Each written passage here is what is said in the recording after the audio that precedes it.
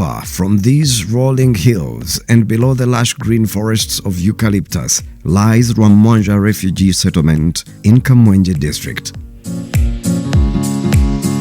The settlement hosts over 70,000 refugees who, on a daily, have to contend with the challenge of limited access to food and employment.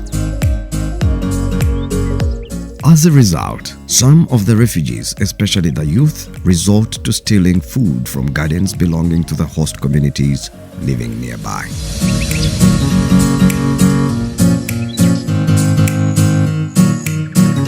The food ratios given to the refugees here by the World Food Programme and UNHCR have drastically reduced. It is against this background that Agrifarm Uganda Limited came up with an idea, dubbed Rwamanja Refugee Community Block Farming Demonstration, to equip refugees with the skills and knowledge to survive on their own and sustain their livelihoods. This 10-acre maize garden was hired by Agrifarm from the host community and used it as a demonstration garden for skilling the refugees here, mainly the youth, women and people living with disabilities. On this day, we found the beneficiaries harvesting maize, which they planted during last year's season.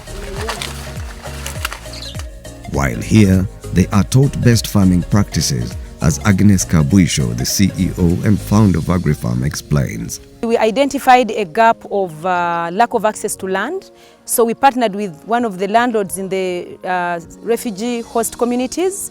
He provided 10 acres and we came up with a sustainable project, which is 10 acres of maize. We brought the refugees on board, we taught them how to grow, we provided the seed, the fertilizers and all the technologies for farming.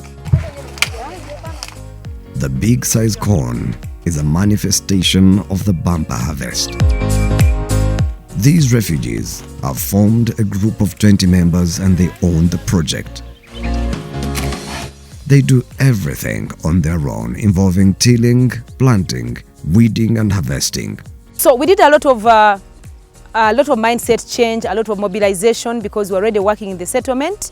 We got the first meeting with the group leaders. We encouraged the young people to come together and they grow as a block.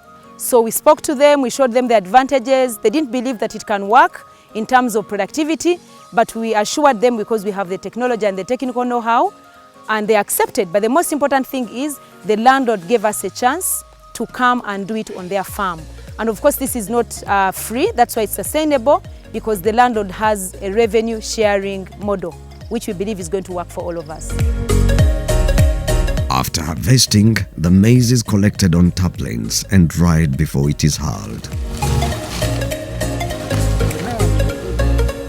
Pasco Mwalaga is working for his sister who was unwell. The 24-year-old fled from South Kivu province in eastern DR Congo to Uganda in 2015.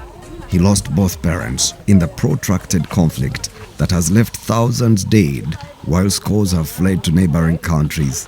After spending hours harvesting, Mubalaga was all happy, saying that this project is an eye-opener to him and fellow refugees. Noting that Rwamanja is his only home.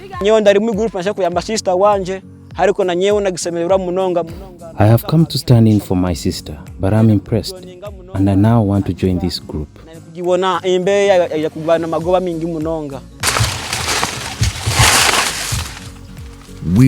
Amisi Risake is a father of 3 and is one of the most hardworking members of the group. However, Risake, who lives with albinism, has been finding it hard to secure casual jobs in and around the host community. Whenever I ask for work around the community, they always tell me I can't manage it. But Agrifarm Uganda Limited is giving him hope because he can now exercise his full potential on this farm. I am now in a position to teach my other fellow refugees how to grow maize. The 36-year-old fled to Uganda in 2005. This is the first time he was getting involved in such a farming project. Naweza pata pesa, napata chakula, napata kila kitu sababu. With this group, I know I'll get enough money to take care of my family and also meet my other needs. Pesa za kuanzisha grupe hii ama ya